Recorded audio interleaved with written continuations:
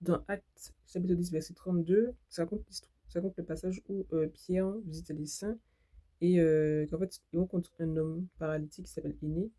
Pierre, il a trouvé cet homme couché sur un lit depuis 8 ans et qu'il est paralytique. Pierre lui dit, Aîné, Jésus-Christ te guérit. Lève-toi et arrange ton lit. Et aussitôt il se leva. Tous les habitants de Lydde et de Saron le virent et ils se convertirent au Seigneur. Le Seigneur, je me dis, mais cet homme-là, il a dû prier pendant tellement d'années, parce que depuis 8 ans, le monsieur est en train de souffrir comme ça. Il se dit, mais Seigneur, tu vas me prier ou quoi? Le Seigneur savait très bien. Enfin, tu vois, les prières de Aîné ont été entendues, mais en fait, c'est que le moment n'était juste pas encore venu, tu vois. Parce que le Seigneur a dit, à sa parole, que toute chose concourt bien de ceux qui aiment Dieu. Donc, tu vois, c'est pensé quand Jésus avait guéri un aveugle, les disciples avaient demandé est-ce que c'est parce que c'est pas un péché ou que c'est homme a péché qui était né aveugle de naissance. En fait, le Seigneur a dit que ce n'est pas c'est pas par rapport à ses parents ni lui, mais c'est pour qu'à travers lui, les œuvres de Dieu se manifestaient. Quand avec le monsieur est né, le paralytique. Donc je me dis, mais en fait, tout est fait pour manifester les œuvres de Dieu.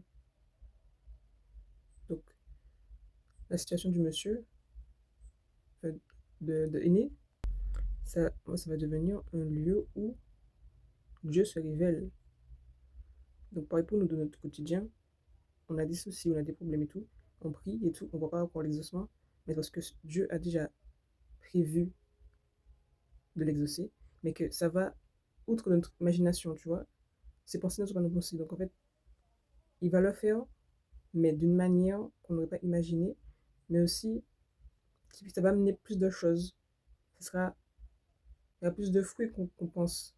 Par exemple, le monsieur, tout ce qu'il voulait, c'était guéri, mais en fait, non seulement il a été guéri, mais en plus de ça, à travers lui, à travers lui, ben, beaucoup de personnes ont été converties au Seigneur, quoi. Toute chose concourt bien de ceux qui aiment Dieu.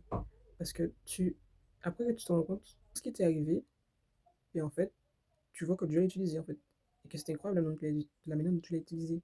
Sinon, ça pas nous oublier, parce que on est constamment dans ses pensées. Comment est-ce qu'on peut l'oublier? Comment est-ce qu'il peut nous oublier? Tu vois? Il pense tout le temps à nous. Si on respecte, c'est parce qu'il pense à nous, tu vois, je veux dire, quoi. Si on vit, c'est parce qu'il pense à nous. Donc, c'est pas non plus qu'il n'entend pas. Même si c'est pas facile, c'est pas simple parce que tu vis dans le truc, hein. Mais tu sais avec qui tu traverses ça. Avec lui, avec Dieu. Donc, non seulement tu n'es pas n'importe qui face à lui, mais tu traverses pas les choses toute seule. Tout seul. En fait, c'est juste pour dire que le Seigneur sait très bien ce qu'il fait et que loin de lui l'idée de nous faire souffrir pour rien. Il sait très bien pourquoi il utilise la souffrance, hein.